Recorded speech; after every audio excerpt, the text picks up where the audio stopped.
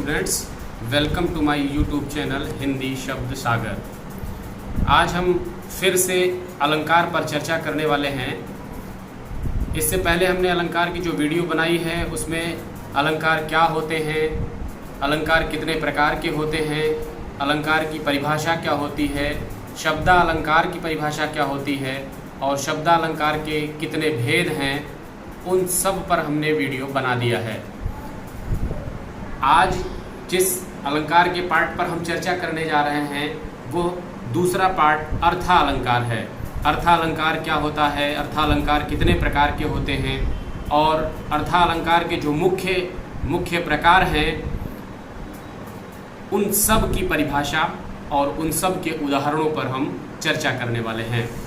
अगर आप हमारे पहली अलंकार की जो वीडियो है जिसमें हमने शब्दालंकारों पर चर्चा किया है उसकी वीडियो ना देखे हों तो डिस्क्रिप्शन बॉक्स में इसका लिंक दिया हुआ है, वहां जाकर के आप इसे देख सकते हैं। आइए आज हम शुरू करते हैं अर्थालंकार। अर्थालंकार क्या होता है और कितने प्रकार के हैं और उसमें जो महत्वपूर्ण अलंकार परीक्षाओं में पूछे जाते हैं, चाहे आप एकेडमिक एग्ज़ाम दे रहे हों, चाहे आप कॉम्पिटिशन्स के एग्ज़ाम दे रहे हों, उन सब में जो मुख्य अलंकार पूछे जाते हैं उन सब की आज हम परिभाषा और उदाहरण सहित यहाँ पर व्याख्या आपको समझाएंगे। उसकी चर्चा हम विस्तृत रूप से आपसे करेंगे और किस प्रकार से किसी काव्य को देख करके अलंकार पहचाना जाता है उसकी भी आज हम आपके सामने चर्चा करने वाले हैं। तो आइए हम शुरुआत करते हैं अर्थालंकार। अर्थालंकार, जैसा कि अर्थ से ही इसके स्पष्ट हो रहा है कि जब काव्य की शोभा अर्थ के माध्यम से बढ़ती है तो वहां पर अर्थालंकार होता है, यानी इन अलंकारों में अर्थ मुख्य हो जाता है। अब यहाँ पर मैंने आपको बता दिया कि जहाँ काव्य की शोभा अर्थ के माध्यम से बढ़ती है वहाँ पर अर्थालंकार माना जाता है। अब इसके बहुत सारे भेद हैं। इसमें जो मुख्य अलंकार परीक्षाओं में पूछे जाते हैं वो है उपमा अलंकार, रूपक अलंकार, उत्प्रेक्षा अलंकार, संदेह अलंकार, भ्रांतिमान अलंकार, अतिशयोक्ति अलंकार इत्यादि। आपको उपमा अलंकार हम समझाने से पहले कुछ चीज़ों पर चर्चा करना चाहते हैं, जिससे आप अगर उन चार चीज़ों को समझ गए तो बिल्कुल किसी भी अलंकार को समझना आपके लिए बहुत आसान हो जाएगा। है तो यह बात उपमा अलंकार के संदर्भ में, परंतु आपको इस चार शब्दों के माध्यम से आपको हम सभी अलंकारों की एक पहचान करने का एक अच्छा सा तरीका, एक समझ यहाँ पर हम बताने का प्रयास करते हैं। आइए समझिए, इसमें जब भी बात आती है अर्थालंकारों की तो एक वस्तु की दूसरे वस्तु से किसी भी प्रकार से तुलना की जाती है, उसमें अलग अलग आधारों पर। आइए यहाँ पर हम समझाते हैं। एक शब्द है उपमेय, दूसरा शब्द है उपमान, तीसरा शब्द है साधारण धर्म और चौथा शब्द है वाचक शब्द। ये चार उपमा अलंकार के ही संदर्भ में हैं, परंतु आपको हम उपमा अलंकार तो इससे समझाएंगे ही, आपको और भी अलंकार इस आधार पर कैसे समझ सकते हैं आप, यह भी आज हम बता रहे हैं। उपमेय का अर्थ होता है जिसकी तुलना की जाए, यानी दो वस्तुओं की तुलना की जाती है। एक वस्तु उपमेय होता है और दूसरा उपमान होता है। यहाँ पर समझ लें आप, उपमेय क्या होता है यानी जिसकी तुलना की जाए, और उपमान क्या होता है जिससे तुलना की जाए। सपोज दैट ऐसे आप समझ लें कि मेरे हाथ में ये मार्कर है और इसका स्ट्रक्चर कुछ ऐसा है जैसे एक इंजेक्शन की जो सिरिंज होती है, ठीक वैसे ही है। अगर मैं इसकी तुलना करूं सिरिंज से तो यहाँ पर उपमेय क्या होगा यह आप समझ लें, जिसकी तुलना की जाए। अर्थात मैं इस मार्कर की तुलना कर रहा हूं तो ये यहाँ पर जिसकी तुलना की जाए अर्थात इसी की तुलना की जा रही, तो ये उपमेय हो गया। और जिससे तुलना की जाए, मैं सिरिंज से इसकी तुलना कर रहा हूं तो यहाँ पर सिरिंज क्या होगा, उपमान होगा। अब यहाँ पर आइए तीसरे शब्द पर साधारण धर्म। साधारण धर्म मैंने बताया कि गुण, आकृति, रूप इत्यादि, यानी जिस आधार पर तुलना की जाती है किसकी, उपमेय की, उपमान से, उस आधार को, चाहे वो उसका आकृति मिल रही हो, चाहे वो उसका रूप मिल रहा हो, चाहे उसके गुण मिल रहे हो, इन सब आधारों पर अगर उसकी तुलना की जाती है तो वही साधारण धर्म होता है। यानी अब इसकी साइज, इसका स्ट्रक्चर, ये सिरिंज से चूंकि मिलता जुलता है, तो इस नाते हम इसकी तुलना सिरिंज से कर दे रहे हैं। यानी यही इसकी साइज, इसकी आकृति, इसका रूप, ये यहाँ पर साधारण धर्म हो गया। वाचक शब्द क्या होते हैं? इस वाचक शब्द से अलंकार का हमको पता चलता है। यानी अब आइए यहां पर हम समझाते हैं आपको, उपमा अलंकार के संदर्भ में ये बात करते हैं। यहीं पर आप एक बात समझ लें, मैंने इसको कहा कि ये सिरिंज है। अगर मैं इसको कहूं कि ये सिरिंज के समान है तो दूसरा अलंकार बनेगा, यहां समान शब्द वाचक शब्द बनेगा। मैं कहूं ये है सिरिंज है, इसकी संभावना है, अर्थात मानो ये सिरिंज है, तो यहां पर फिर वाचक शब्द मानो आ गया, बदल गया, अलंकार बदल जाएगा। इस आधार पर आपको वाचक शब्द से अलंकार के बदलने का पता चलता है, जिससे तुलना प्रकट होती है, उसी को वाचक शब्द कहते हैं। यहाँ पर आइए उपमा अलंकार के संदर्भ में। उपमा अलंकार की परिभाषा होती है कि जहां काव्य में उपमेय की उपमान से, आपको अभी मैंने बताया उपमेय की अर्थात जिसकी तुलना की जाएगी वो उपमेय, जिससे तुलना की जाएगी वो उपमान। तो यहाँ पर है कि जहां काव्य में उपमेय की उपमान से किसी समान धर्म के आधार पर तुलना की जाए या समानता प्रकट की जाए। यहाँ पर समानता पर आपको ध्यान देना है, समानता, यानी जब उपमेय की उपमान से समानता प्रकट की जाए तो वहां पर उपमा अलंकार होता है। अब यहाँ पर आइए, एक शब्द हम लिखे हुए, एक वाक्य हमने लिखा है, हरिपद कोमल कमल से। यहां पर आप देखें, इसका अर्थ आप समझे कि हरिपद अर्थात भगवान का जो पैर है वो कोमल है, कमल से माने समान, यानी कमल के समान कोमल है। अब यहां पर अगर आपको उपमेय और उपमान कंफर्म करना हो तो हरिपद यानी हरि के पद की तुलना की जा रही है, तो ये हरिपद यहां पर उपमेय होगा। किससे तुलना की जा रही है? जिससे तुलना की जाएगी वो उपमान होगा। तुलना की जा रही है कमल से, अर्थात यहाँ पर कमल उपमान है। किस आधार पर तुलना की जा रही है, यानी साधारण धर्म क्या है? तो कोमल अर्थात कोमलता, यहाँ पर साधारण धर्म है। वाचक शब्द क्या है? से, यानी से माने समान। और अगर काव्य में उपमेय की उपमान से समानता प्रकट की जाएगी तो वहां पर उपमा अलंकार होगा। अब यहाँ पर आप देखें, हरिपद कोमल कमल से, ये वाचक शब्द है। इस उपमा अलंकार में जो वाचक शब्द आते हैं वो सी आ सकता है, सा आ सकता है, से आ सकता है, सम आ सकता है, सरिस आ सकता है, इम आ सकता है, जिम आ सकता है, सदृश आ सकता है। इनमें से कोई न कोई अवश्य आता है। और वहां पर आप काव्य में अगर इन शब्दों को देखें तो निश्चित रूप से आप वहां पर उपमा अलंकार लगा सकते हैं, क्योंकि उपमा अलंकार में ये वाचक शब्द कोई न कोई अवश्य आते हैं। अब यहाँ पर आप देख लें, 3-4 उदाहरण हमने लिख करके रखे हैं, सब में आपको वाचक शब्द मिल रहा है। मोम सा तन घुल चुका है, मोम के समान शरीर घुल चुका है, यहाँ पर सा आया। अब दीप सा मन जल चुका है, यहाँ पर भी सा आया। मुख मयंक सम मंजू मनोहर, यहाँ देखिए सम आ गया, वाचक शब्द सम मिल गया। पीपर पात सरिस मंडोला, यहाँ पर भी देखिए पीपर पात सरिस, सरिस यहाँ पर समानता के लिए आया है, यहाँ पर भी वाचक शब्द हो गया। आइए दूसरे अलंकार की हम बात करते हैं। रूपक अलंकार बहुत मुख्य महत्वपूर्ण अलंकार है, जहां उपमेय में उपमान का निषेध रहित आरोप हो। निषेध रहित का मतलब बिल्कुल भेद रहित आरोप, किसी भी प्रकार का कोई अंतर ना किया जाए, सीधे सीधे आरोप कर दिया जाए, भेद रहित आरोप हो, वहां पर रूपक अलंकार होता है। उदाहरण में आप देखें कि चरण कमल बंदो हरिराई, यहां पर चरण कमल यानी उन चरणों पर कमल का आरोपण कर दिया गया है। उदित उदयगिरि मंच पर रघुबर बाल पतंग, दिकसे संत सरोज सब हर्षे लोचन भृंग। यहाँ पर देखिए कई जगह पर रूपक बांध दिया गया है, तुलसीदास की रचना है। उदित उदयगिरि मंच पर, अर्थात उदयगिरि रूपी मंच है, उदयगिरि पर्वत है, यानी उस मंच पर उदयगिरि पर्वत का आरोपण कर दिया गया।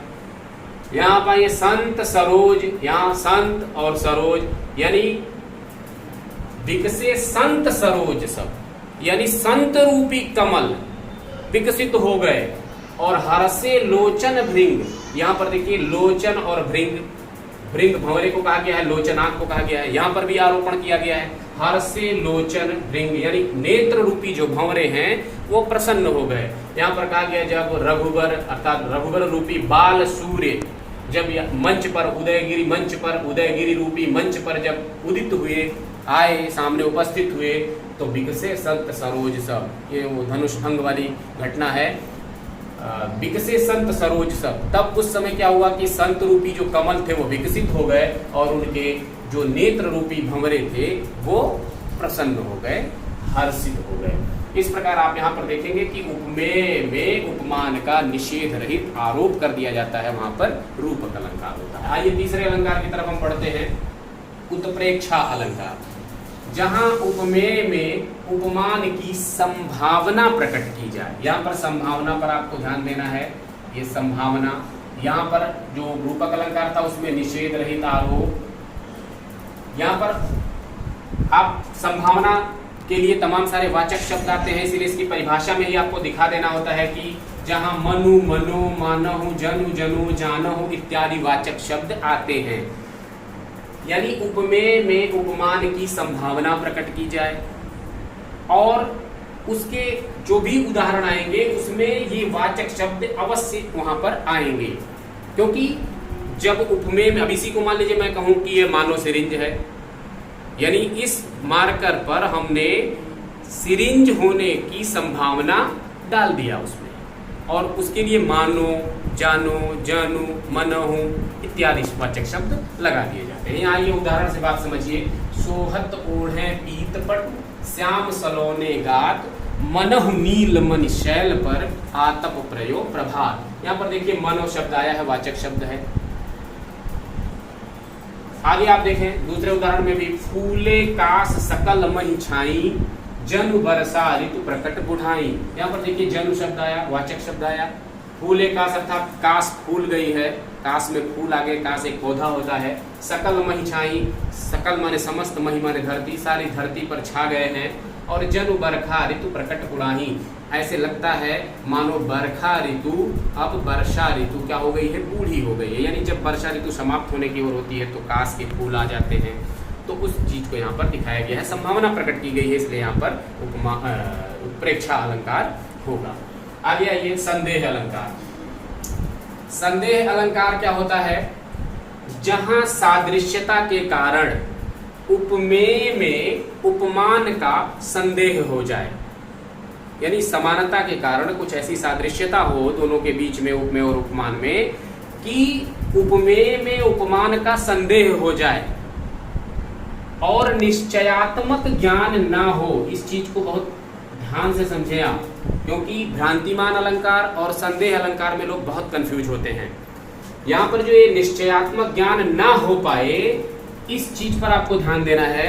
मान लीजिए कि घर में आपके सांप निकला, रात में आप अंधेरे में गए और देखे, और वहां पर आपको संदेह हो गया कि वो सांप है या रस्सी है या सांप है, दुविधा में आप पड़ गए।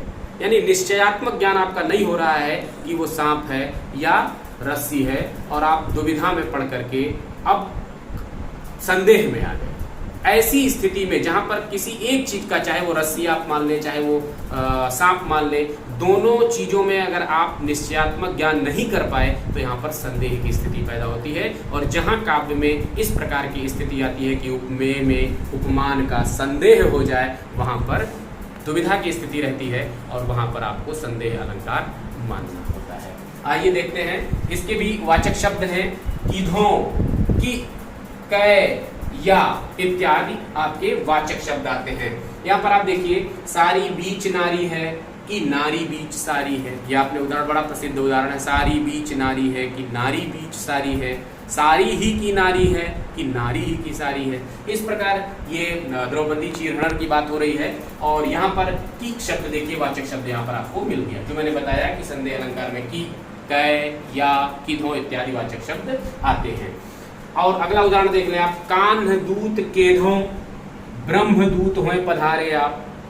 ये उद्धव के बारे में है। उद्धव आकर के वो जब निर्गुण निराकार ब्रह्म की उपासना के लिए गोपियों पर अपना ज्ञान थोपते हैं, बताते हैं, तो वहाँ पर वो गोपियाँ कहती हैं कि आप आए हैं तो कृष्ण का संदेश लेकर के, लेकिन आप आकर के यहाँ पर ब्रह्म की बात कर रहे हैं, तो आप किसके दूत हैं? कान्ह दूत हैं या ब्रह्मदूत हुए पधारे, अर्थात कृष्ण के दूत बन करके आए हैं, या यहाँ पर या केधों का अर्थ या होता है। यहाँ पर भी संदेह की स्थिति हो गई, दुविधा की स्थिति हो गई कि आप किसके दूत हैं। तो ऐसे जगहों पर जहाँ पर उपमेय में उपमान का संदेह हो जाए और निश्चयात्मक ज्ञान ना हो, दुविधा की स्थिति बनी रहे, वहाँ पर संदेह अलंकार होता है। आइए भ्रांतिमान अलंकार को भी यहीं पर समझ लेते हैं, क्योंकि दोनों में स्थिति जो है वो क्लियर कर देते हैं।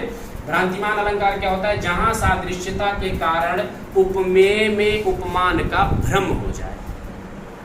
जब हमें किसी चीज में किसी चीज का भ्रम हो जाता है तो हम उसी भ्रम के अनुसार कार्य भी संपादित कर देते हैं, क्रिया भी कर डालते हैं। यानी अगर हमको सांप और रस्सी के बीच में भ्रम हो गया, चाहे वो सांप था हमने उसको रस्सी मान लिया, या रस्सी ही थी उसको हमने सांप मान लिया, निश्चयात्मक ज्ञान हमें हो गया, अर्थात हम भ्रम में पड़ गए, तो ऐसी स्थिति में वहां पर भ्रांतिमान अलंकार होता है। आइए उदाहरणों से समझते हैं। बिल विचारी प्रविशन लग्यो, नाग सुंड में व्याल, काहू कारी ऊख भ्रम, लियो उठाए उत्ताल। यहाँ पर क्या भ्रम हो जाता है? देखिए, एक सर्प है, वो हाथी के सूंड को बिल समझ बैठता है और उसमें वो प्रवेश करने लगता है, यानी उसके हाथी के सूंड को वो बिल का भ्रम मान लेता है और उसमें वो प्रवेश करने लगता है। नाग सुंड में व्याल, व्याल माने सर्प होता है, नाग माने हाथी होता है। ताहूकारी ऊख भ्रम, उधर हाथी को भी भ्रम हो जाता है।